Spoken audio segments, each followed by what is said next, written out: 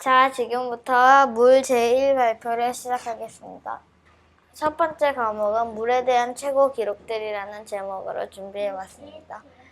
물에 대해서 엄청나게 놀라운 지역들을 모아서 한번 해봤는데요. 첫 번째는 러시아의 바이칼 호수라고, 러시아는 추우니까 호수가 얼어붙어서 막 그 위에서 사람들도 걸어다니고 심지어 자동차까지 막 운반할 수 있을 정도로 어는 러시아의 바이칼 호수라는 데가 있는데요. 여기에는 깊이가 무려 1637m나 되고 물의 양이 23,600세제곱킬로미터나 된다고 합니다. 그리고 이 러시아 바이칼 호수에는 지구에 얼지 않은 담수 중 5분의 1이 여기에 있다고 하는데, 담수는 호수나 강처럼 땅에 있는 지표수를 말하는데, 지표수는 땅지의 표면에 있는 물을 뜻합니다. 그 다음은 하와이 와이알레알레 산이라는 산이 있는데, 이 산은 전 세계에서 가장 습한 곳이라고 합니다. 그래서 매년 평균 강수량이 약 12m 정도 한다고 합니다.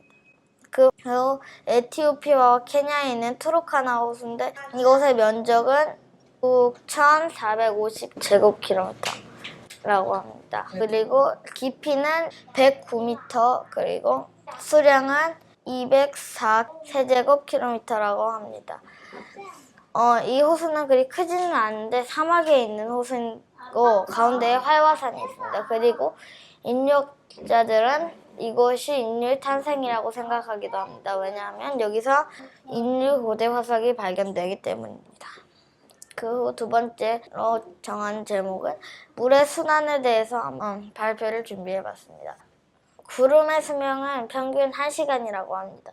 구름이 증발하면 비로 내리기까지 1시간 정도 걸린다고 하고, 구름은 물이 있다 데워지면서 증발해서 구름이 만들어진다고 합니다.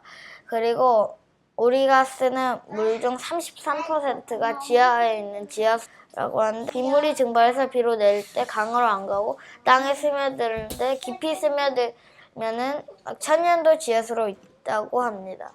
그리고 전 세계 바다에서 2분 동안 증발하는 물의 양은 미국 사람들이 하루 동안 사용하는 물의 양과 같이 많은 양이 증발한다고 합니다. 준비한 과목은 우리 몸의 물에 대해서 준비했습니다. 우리 몸과 음식의 물에 대해서 다루려고 준비했는데, 해파리에게 수분은 95%, 거의 다 수분이라고 합니다. 그리고 방금 태어난 아기는 몸의 78%가 물이고, 한 살 아이는 몸이 65%라고 합니다. 그리고 남자 성인은 몸의 물이 60%고 여자 성인은 몸의 물이 55%라고 합니다. 그 이유는 남자 몸에 있는 근육에 수분이 많기 때문입니다. 그리고 그 후 노인은 50%의 물이 있고, 뚱뚱한 사람은 45%가 물이라고 합니다. 그리고 음식은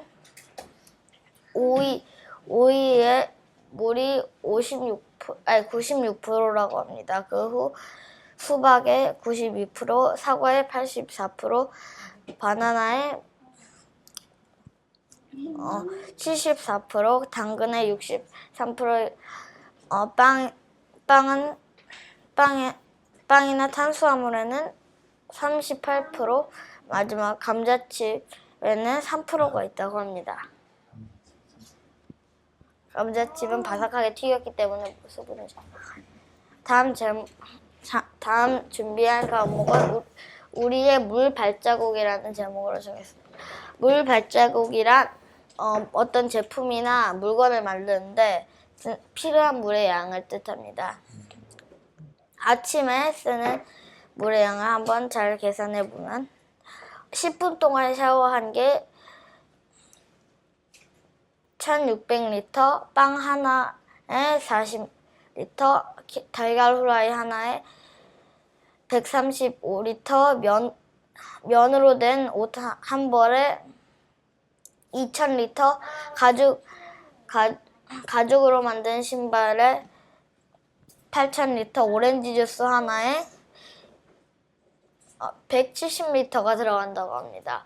아침만 해도 이렇게 많은 양의 물을 쓰고 그 후 점심에 사과를 먹을 때 쓰는 물의 양은 70리터, 우유를 마실 때 쓰는 물의 양은 237리터, 영수증 하나 받을 때 영수증을 만들 때 쓰는 양은 22.5리터, 햄버거 하나를 만들 때 2,400리터, 감자칩 하나에 185리터를 쓴다고 합니다. 그리고 마지막 저녁은 1시간 동안 인터넷 검색을 하는데 35리터를 쓰고 오렌지를 하나 먹는데 50리터를 쓰고 피자 한 판에 1260리터를 쓰고 초콜릿 한 개에 1032리터를 쓴다고 합니다. 제가 이거를 다 계산을 잘 해가지고 다 더해보니까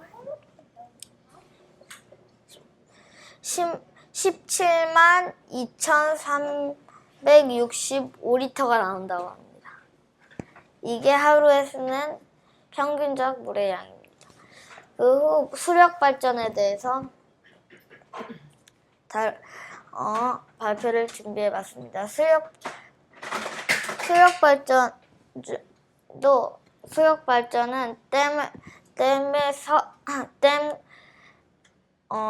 물로 만드는 전기 에너지를 말하는데 그 중에 가장 많이 사용하는 게 댐입니다. 댐 중에 가장 큰 댐은 산샤댐인데 산샤댐은 중국에 있는 댐입니다.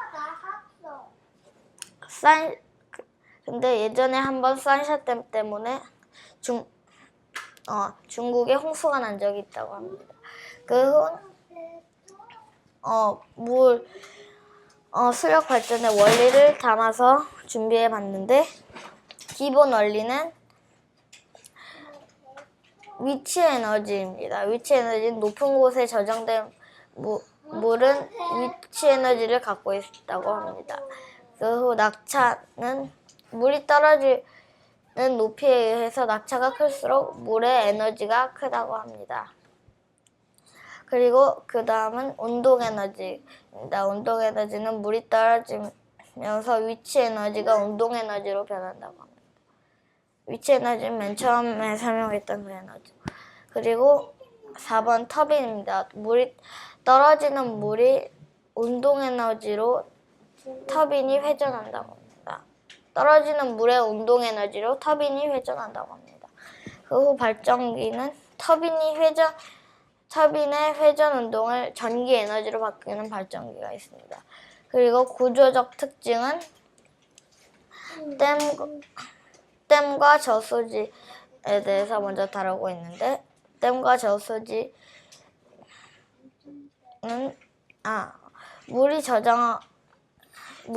물을 저장하고 필요에 따라 터빈으로 흘려보내는 역할을 합니다. 댐과 저수지는 그런 역할을 하고 터빈과 발전기는 물의 운동 에너지를 전기 에너지로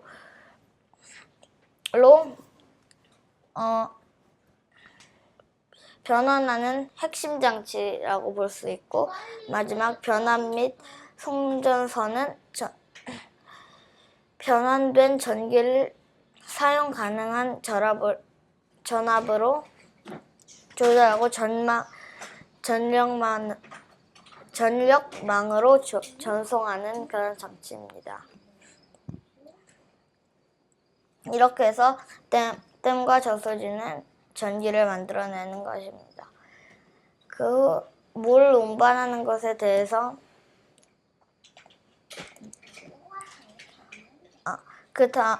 다음 제목은 물을 운반하기라는 제목으로 준비해봤습니다. 이것은 이것은 물을 끌어올려서 사용할 때 도움이 되는 것들입니다. 맨 처음에 오물이 나오는데 오물은 그때 물의 수단에서 33%가 지하수라고 했으니까 지하수는 많이 도움이 된다고 합니다. 그래서 지하수를 퍼내기 위해 깊게 판 구덩이를 펌프나 양동이로 끌어올리는 것을 말합니다. 최초의 우물은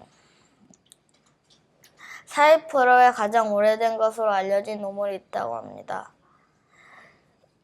2009년 우물 바닥에 있는 한 고대 해골과 함께 발견되었다고 합니다. 우물이. 더 재미있는 사실은 지하수를 끌어올리는 것 대신에 계단을 만들어서 사람이 내려가서 우물을 퍼올 수도 있다고 합니다. 그 계단식 우물은 1500년 넘게 인도와 파키스탄에서 지어졌다고 합니다. 그 후 수로교에 대해서 준비해봤는데 수로교란 고대 계곡이나 강을 거쳐 흐르는 물을 나르는 다리로 만들어진 것입니다. 다리에 사람이 걷지 않고 물이 이렇게 다니도록 만든 다리이고, 최초의 수로교는 기원전 6500년경 아시리아 사람들이 80km에 달하는 돌수로교를 지어 산속에 흐르는 물을 수도로 끌어왔다고 합니다. 기원전 얼마? 6500년경. 기원전 6500년? 경.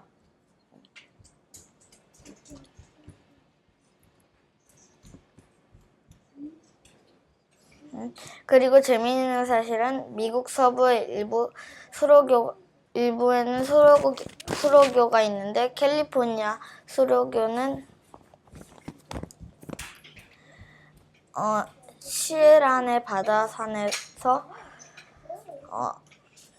1120km를 넘는 거리를 지나올 물을 끌어왔다고 합니다. 기원전 6500년? 650년이지? 650. 그 다음은 아르키메데스의 나사형 펌프를 설명하고 있는데, 나사형 펌프란 파이프 안에 나사형으로 이게 장착되어 있어가지고 이렇게 손잡이를 돌리면 물이 이렇게 나오는 장치입니다. 그리고 최초의 나사형 펌프는 기원전 3세기 무렵에 그리스 과학자인 아르키메데스가 만든 것으로 추측되고 있습니다. 그리고 재밌는 사실은 아르키메데스의 나사형 펌프가 오늘날 초콜릿 분수처럼 달콤한 재미를 주는 용도로 이용될 거라고는 상상하지 못했을 거라고 써있습니다. 그 후 마지막으로 준비한 제목은 청소회로라는 제목입니다. 이거는 물의 오염을 정화시키는 그런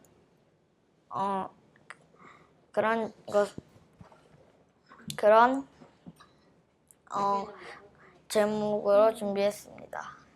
여기 글이 좀 많지만 오염된 물을 정화하기 위한 순서를 다 글씨로 써놨습니다. 오염된 물을 정화하는 것은 아주 중요한 것입니다. 오염된 물은 다시 쓰기 위해서 여러 과정을 거쳐서 깨끗한 물로 정화됩니다. 먼저 나뭇가지나 나뭇잎 같은 쉽게 먹을 수 있는 커다란 물질들을 오염된 물에서 건져내고, 그 후 오염된 물을 넓은 지역으로 보내서 거기에 있는 무거운 물건을 가라앉게 하고, 기름을 포함한 그런 가벼운 것들이 뜬 것은 다 건져낸다고 합니다.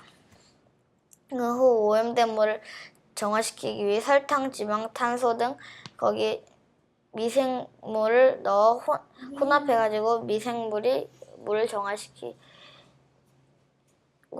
마지막 단계는 모래 필터를 사용하거나 이전 거보다 더 많은 미생물을 사용하거나 소독 살균으로 물을 마지막으로 깨끗이 정화한다고 합니다.